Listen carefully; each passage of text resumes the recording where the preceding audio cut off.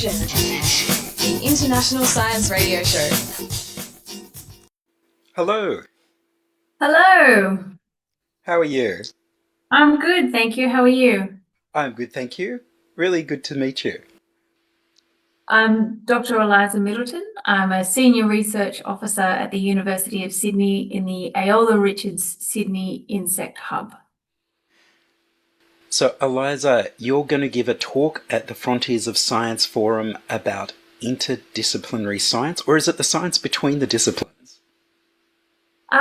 It's the science, science in the spaces between the disciplines is kind of how I'm framing it.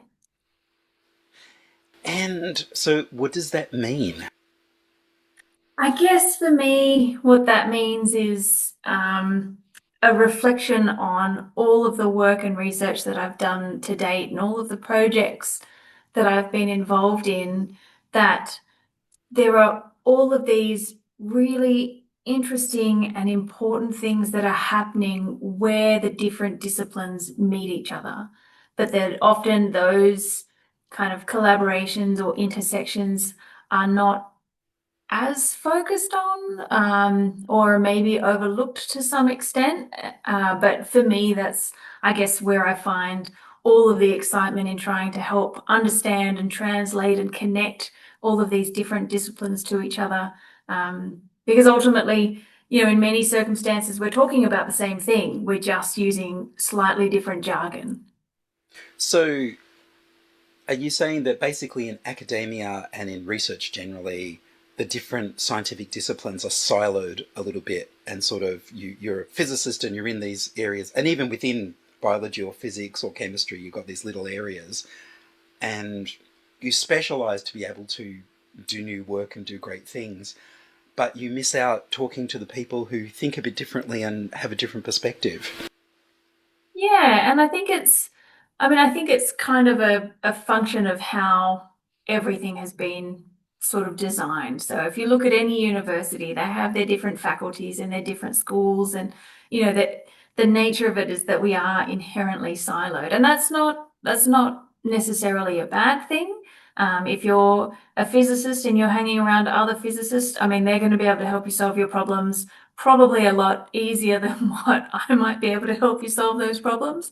But there are some really interesting things that can happen and perspectives that can happen, I think, if you have even just incidental conversations with somebody that's in a different discipline. But those conversations are obviously much harder if you're not understanding the base language that you're both coming from. So there's a language issue.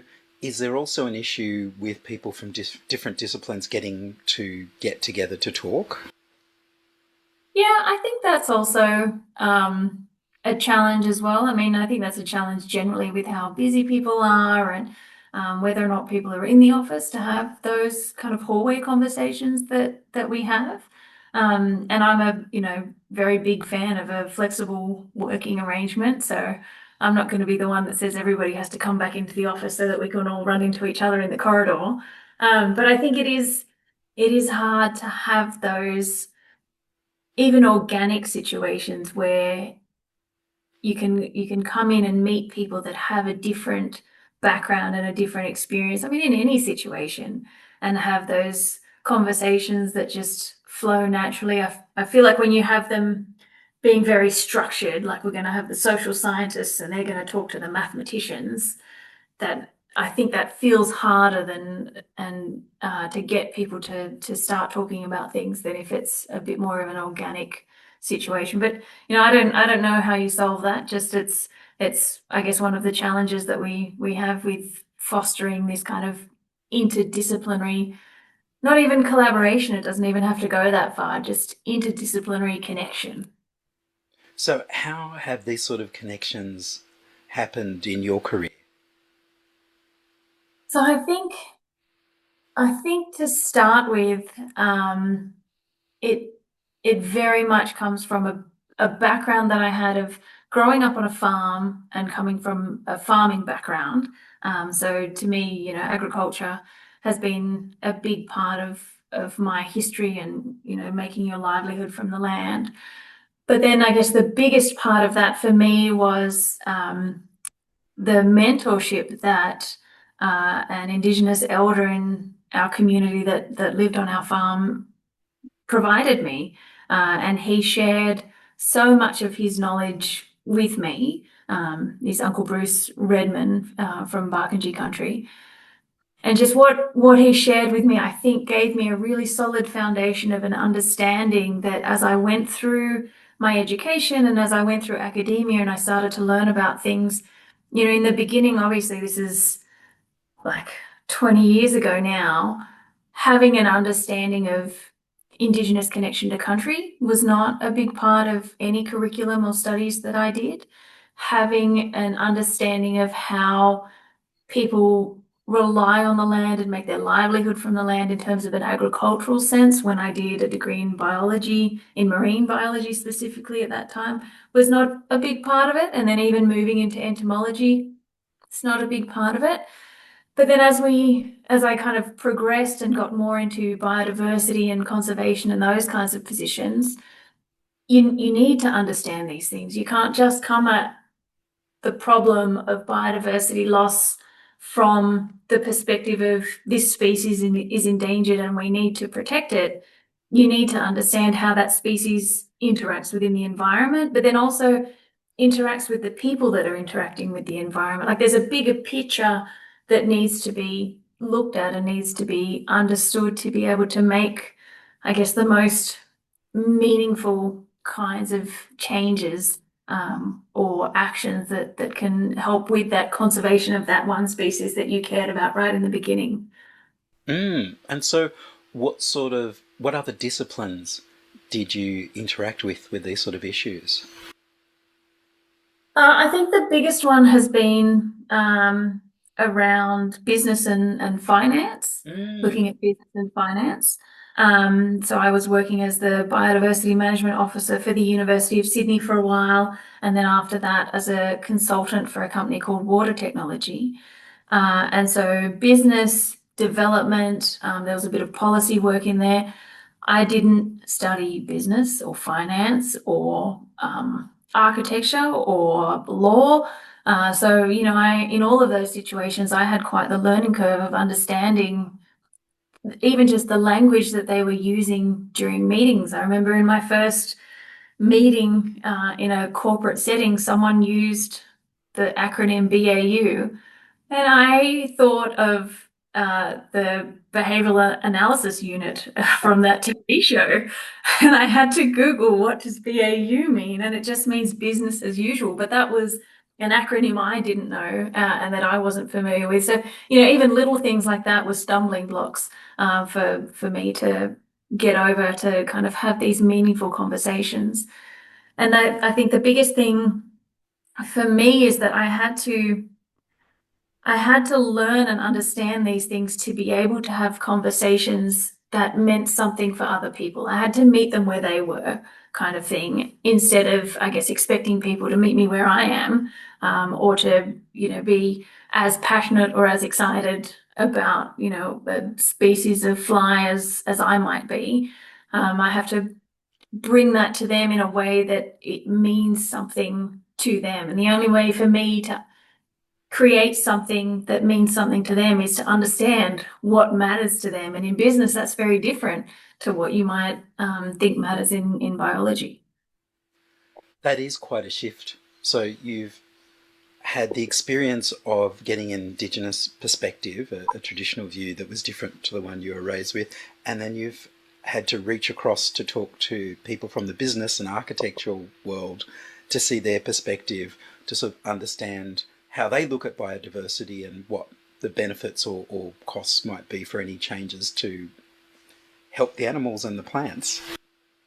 Yeah, exactly. And to, really drive this need for us to develop into a sustainable future and to, address these massive challenges that we have bearing down on us and with such speed. And that, doing the bare minimum shouldn't be enough. I don't think it is enough, but I think it shouldn't be enough. We should be striving to do so much more than the bare minimum. But when it comes to well, how is that profitable? How does that look on our balance sheets? That's a much harder case to make, rather than just being like, but don't you care about this plant, or don't you care about the health of the people that live here, if we talk about urban heat island, or don't you care about so you've got to find what it is that matters, help them to understand, and I think try to aim for something bigger than I guess what is ticking the box. So you're both trying to have a kind of professional empathy where you're understanding their perspective, but also finding common ground as fellow humans who have similar concerns about everything being better than it is. Yeah, exactly. I mean, I feel like that was something that was instilled in me from a very early age. And I think from Uncle Bruce is, you leave things better than what you found it. I guess it just feels like if there is a way to help or to make something a little bit better, those incremental shifts of just slightly better ends up in a future that is much nicer than those incremental shifts of slightly worse. Absolutely. So how do we make more of these interdisciplinary sort of communications and meetings happen so that we don't just stay in our little business group or our little biology group or our medical group and talk to each other? Yeah, I think this is where I think it's a challenge that I'm not even sure, apart from cold calling and cold emailing people, which I can see people don't really want to do that. But I think it's being open to opportunities. Like there's often events that are on free, or, don't cost much, that you can go to that might be a little bit out of your realm, but why not have a look? I've been very fortunate in that I was chosen as one of the superstars of STEM in the Science and Technology Australia program. And so that meant that I was one alongside 59 other women and non-binary people in STEM, which has led to me having a WhatsApp group of these 60 scientists that if ever I have a question, I can just ask them a question, and it can be in any discipline because they cover all the different disciplines. And in fact, that's something that I did for this talk that's coming up. Is I just showed them a picture and I said, when you look at this picture, which is of an ecosystem of Dunlop Falls in Kakadu, from your discipline as a scientist, what stands out? And, I had physicists and chemists and sedimentary geologists and statisticians all coming up with the things that stood out to them from looking at just that one picture. And then when you think about it, those different things then interact with each other. So if you're looking at the physics and how the physics formation of a rainbow changes depending on the solar angle and the droplet size of the water that's coming off the waterfall, and where you're standing, that all changes also seasonally and diurnally. And then talking to a water engineer, they're going to look at the high velocity flows coming off that waterfall, and then the transition between the subcritical and the supercritical flow regimes, and then that the amount of spray of water that's coming off as a ecologist, well, that's going to change the kinds of species that are living there. And with the sun angle, how many different plants can photosynthesize and how that changes. Like there's so much when we start to look at the same picture. There's so many different elements of it. And so I'm really lucky in that I already have that network. And so I think to be able to create that network of your own, I think you have to start looking outside of your field, which can be very hard. It's very hard to get out of your own echo chamber. But I think there's, plenty of opportunities to do that in terms of events, or, reading different articles that maybe you wouldn't have read before on something like The Conversation, or, somewhere like that. Yeah, it's a challenge, and not being somebody that controls the social calendar of the universities. I don't know that there's any one perfect way. I do appreciate that about the Frontiers of Science event, that they have the 4 different disciplines that come together to speak. I think they're a really great opportunity for people to see maybe they're attending because they're really interested in physics, but maybe they walk away super interested in chemistry. I think so. And of course, they get a lot of science teachers in the audience as well, and members of the general public, including business people, and of course, the Mm. occasional politician. Yeah, which again, it's so important to be able to reach out and talk to these different people. And I think that's why I also try to do a lot of outreach in my local area with my community and my council. Because, I've got a bit of a thing about street trees and trying to keep the street trees in my area for urban heat and cost of Mm, living and, all these other kinds of things. And so, I do a lot of outreach and advocacy within the community to help people understand and see what's there that maybe they don't appreciate. Because where I live, there is a very small remnant patch of a critically endangered ecological community, which is, incredible that we have that right there. But, people walk past it to the train and may not even realize the significance of it. So mm, trying to help them understand that, but then also trying to link, things for a greater understanding of the people that are making these really important decisions for us. That, if you've got beautiful tree-lined streets, it also increases the amount of passive transport, active transport that people are doing on their bikes or walking, which is better for your health and better for the environment. It also, increases the foot traffic into your stores, which increases the amount of income that people are getting and making in these communities, and trying to increase, that community feel, of having a bustling, thriving local community because there's more people going in and supporting the local business owners. So trying to help translate those things, and doing that, I guess, in terms of the advocacy and outreach I do is to try and help because maybe people don't have the time to come to reach out and talk to me. mm. But maybe they can come along to an event like this, or maybe they can, listen to a council chambers talk where I've had my 2 minutes of talk time. It's quite a thing. The little islands of knowledge. I found that I moved out to the western suburbs of Sydney last year, and there's very few trees on my my walk to the station, and it gets very hot. Mm-hmm. Um, but there was, what was it? There was, the council actually hosted some sort of international symposium on shade in cities where there was no shade, Yeah. and they didn't change anything. Like I think they've added some greenery to the light rail here, but it's all grass on the tracks and little shrubs. There's no trees for shade. Yeah, I feel like that's just where it comes down to. It's not it's not a lack of um understanding so much. I feel like it's a lack of like comprehension or I understand that we need more green space. Green space is great for people, but there's that step of it's not just any green space. It's Mm, certain kinds of green space that we need. And when it comes to having to commute and walk to the train station and you're in the sun the whole way, I yes, mean, you're more likely to go, I'm just going to drive the car. Like, that's right. especially when we have our really, really hot days. That's it.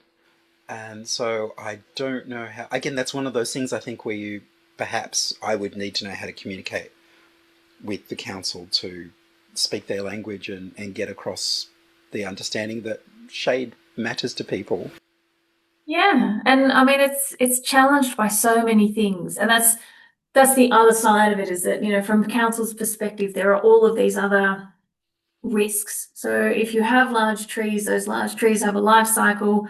At the end of that life cycle, or towards the end of that life cycle, they then become a fall risk, which becomes a pedestrian risk or people's houses or cars can be damaged by falling limbs. They also can become a storm risk. Then you've got the bushfire risk, which there's some research coming out about whether or not whether that's somewhat overstated, but the trimming that they do around the power Yes. poles to allow the power poles to go through without touching the trees and having that space around for bushfire risk. And then you've got to think about the, underground infrastructure and the utilities and where those root systems are going. But then if you think about the tree, if you're building a new apartment block and you're keeping that tree because, you want to do the right thing for the environment. So you're keeping that tree because it's great for shade, it's great for aesthetics, but then you're compacting all of the soil around it and you're cutting off the connection with that tree and its neighbors and its ecosystem, even underground. That's going to have a significant detrimental effect on that tree, which is going to impact its, longevity and then increase the chance of, like, there's so many different things to consider. And without having open discussions and without having discussions without, I guess, defensiveness. So you're not coming in, like I'm trying to tell you what's right and what's wrong, but I'm trying to have a discussion of where can we meet that's sort of in the middle. To be able to do that, I feel like you need to be open, but you also need to, I guess, be willing to be wrong, maybe, and be willing to, maybe dial back on what you think is right because somebody is pointing out something that you're like, oh, okay, actually, yeah, you're right. That makes sense. We can't put new trees here. Well, we have to think of another solution. I think that's absolutely right. It's a matter of proper understanding of both the different disciplines and different areas and what the different concerns are. Support diffusion by buying from the Diffusion Science Etsy store. Catch people's eyes like flies. I have Hawaiian shirts, t-shirts, pullovers and mugs with many different Venus flytrap designs based on my photographs. Check out the shirts and other Venus flytrap designs at diffusionscience.etsy.com. I'm Ian Woolf.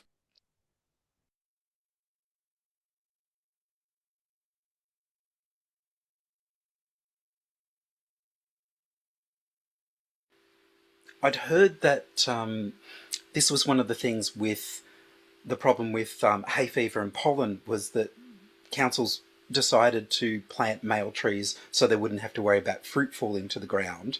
And suddenly there's pollen everywhere and people have major problems. Yeah, and I think that's also interesting because, again, so this is another, I guess, instance in my life where I gained a perspective of things that were not in my sphere, but I was a guide runner for vision impaired people, and we would meet in a city at the art gallery, and we'd run around the botanic gardens there. And it didn't occur to me until it was brought to my attention by a vision impaired person that I was guiding that the fruit on the ground and the flowers on the ground and the leaves on the ground were a significant slip hazard because they can't see it as we run over it. And so it became something that, as we would be running, it was one of the things that I'd identify to them as something that you maybe we slow down here or we walk or whatever because there's fallen fruit. But it's again it's just an instance, I guess, or an example of where I didn't fully comprehend the whole picture because my experience is only here. I'm not vision impaired, so I didn't appreciate that. I'm not a businessman, I'm not a counselor, so I don't appreciate that. I don't understand. And so that's where, having this broader understanding or this willingness to look, and even if I don't, like, I don't know what I don't know, so Yes. it's kind of hard to find out what you don't know, but I think we've got to be open to, there is just so much to know, and we don't have to be an expert in it. We don't have to be an expert in everything. We can just be, the expert in the thing that we're expert in and put all of our mental energy here, but just find ways to communicate it and translate it and work with other people to help share those little bits that are important. So, you don't have to understand the taxonomy and why we name things a certain way that we name them. But you do need to understand that if you put, this water feature in here and you don't do those things, then you're going to get these nuisance mosquitoes and they're going to become a health risk if you don't do these other things. I think there's so much that we don't know. And the more that we communicate kindly, I think, with each other, and openly with each other, I think the better opportunity we have to have these healthy, meaningful communities that, make up this enormous cities that we live in. Absolutely. And I think you've made very good points about giving up the defensiveness and looking at what people's reasons and their understandings of things as you also communicate what you understand. And it seems to me that you can. There's all sorts of problems that would surely be better because the world isn't really divided up into these disciplines. It's just how we make sense of the world. Yeah, exactly. So there's got to be a lot of these edge areas in particular where it falls to what we define of things that if we had more perspectives, it might be a different solution.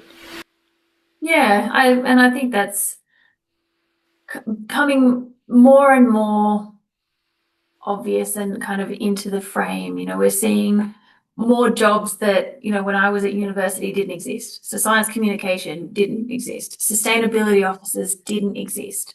So these kinds of roles I think are coming up. And that's where I guess for me, that's sort of where science can be really impactful is how do we take all the things that we know and we can make great strides in chemistry and in physics and in neuroscience, but how can we take the things that we know and really stand on the shoulders of those giants by bringing those things together and finding out how are they interacting, what are we missing, what are the things that can really propel us forward in these groups when we find those edges that just kind of rub together a little bit. Like if we have a look, what is really coming out of that space?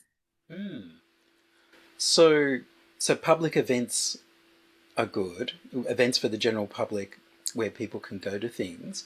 Is there any sort of more organised way that scientists from different disciplines or people from different professions would be able to mix and discuss these sort of things? I'm sure there is, and I'm just not aware of them. Like I think it's one of those things that I don't know. Mm, We only each of us only have so many hours in the day and how we choose yes. to spend them. And that's one of the things that I haven't looked into personally is, how can I find these forums of interdisciplinary science? But I'm Mm. sure they're there. There's a lot for science communication here. Mm, I think it's one of those things where, well, for example, if you're someone who goes and talks to the different scientists, you might pick up something about the same subject from different perspectives, for yeah, example. yeah. Yeah. No, for sure. I mean, that's why, we all have our different research interests. Mm. And we all have, the thing that, really excites us. And that's never quite going to be the same as somebody else's, even within disciplines. I might be really keen on morpho butterflies, but, my friend's super keen on Burgong moths, but maybe we have an overlap in something about wind dynamics or foraging or, something like that, that we can learn from each other. And I think I mean, that's the beauty of us as humans is that no two brains are the same, no two people think the same way or value the same things exactly. And there's just so much of us to learn from each other. Like we all have so much information to share, so many experience to share. I think, and that's what I like about doing the outreach with the community is the stories that come back to me, of what others find interesting or, their experiences. We have so much to share. I think we just need to really focus on being open to sharing and learning and sometimes being wrong. Is there anything really surprising you found by talking to people from other disciplines? Um, I don't know if there's been anything that jumps to mind as being surprising. I think it's all just been this gradual greater depth or appreciation of the depth of the thing that I care about. Um, so, a couple of years ago, I hosted a panel event for at the University of Sydney in Biodiversity Month. And the idea of the panel was that it was these different researchers across different disciplines were all talking about biodiversity. So we had a geoscientist, we had a lawyer, we had a philosopher, a geneticist, and a conservation biologist. And they were all talking about the same thing. They were all talking about it slightly differently. But I left that talk, and I know the people in the audience left that just feeling like we had just all these doors suddenly opened of what I had never thought about how geoscience, how the formation and the movement of the plates, and how, life first existed.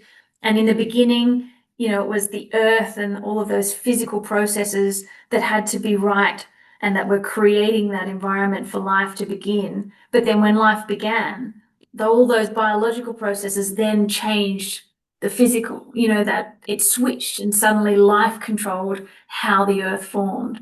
I'd never thought about that or appreciated that. I never thought I'd get excited about rocks before, but hearing that person talk about it and how it connected to the thing that I cared about, I guess it wasn't, maybe that was surprising to realize that I care about rocks, but yeah, I feel like it was just opening all these doors that, I'd never thought about how laws impacted biodiversity or the way that they're structured or why they were made, based on the knowledge at the time, which was based on, these papers that said that these were birds of usefulness and these were birds of non-usefulness. And so get rid of all the birds of non-usefulness. And, our understanding changes, but the laws take time to catch up. And so that's why, these laws are a little bit out of sync with where the knowledge is. I'd never thought about any of that kind of thing before. And then having this event, it was one of those moments where I was like, oh, wow, maybe I care about the history of lawmaking. Like I didn't think that I would ever want to read a paper about the formation of laws, but here I am trying. Would you have advice for people who want to try and reach out from where they're doing their research or their study and get to understand other people's perspective? Oh, I mean, I think it's just about trying. I think that's what it is, and it can be hard because I think everybody's busy, which is a thing that I hate to hear. And I try not to think of myself as busy, because this is the life that I created for myself, is this kind of job and this kind of family and these kinds of hobbies. So these are the things that I had aimed for and wanted, and they come with pros and cons. No free weekends anymore because it's all kids' sport activities, but that's that's what I wanted. And so I think, it's hard to find people that have time, I think, or want to have time or will make time. And I think we've just got to be just understanding. I mean, I think I said it before, I think we've just got to all be a bit kinder. And, everybody's struggling with something. We don't know what people are struggling with. We can't know what people are struggling with unless they tell us. But I think that also means that we can't take it upon ourselves to feel like we're being ignored or pushed aside or whatever. I think it's better to err on the side of grace and compassion and just think, okay, that person hasn't responded. Maybe they're too busy. Maybe, stuff's going on, whatever. I'll try somewhere else. I'll try something else. Or maybe I'll, get in contact and go and speak about something I'm passionate about at my local council meetings. I mean, even just having a conversation with a neighbor or another parent at the school, or, you find out all the incredible things that people do, and it doesn't have to be just about science. You can communicate with these people, and when somebody finds out, you find out about what their job is, and that's really interesting, and they find out about what your job is, and then you can share information that way as well. So I think there's lots of different avenues. I think it takes a bit of courage and patience, but then also I think a bit of grace that, it's not going to happen overnight, that people are going to respond to you. Mm. Well, Dr. Eliza Middleton, thank you very much. Thank you. Study science, because you will find in the study of science a richer, more rewarding life.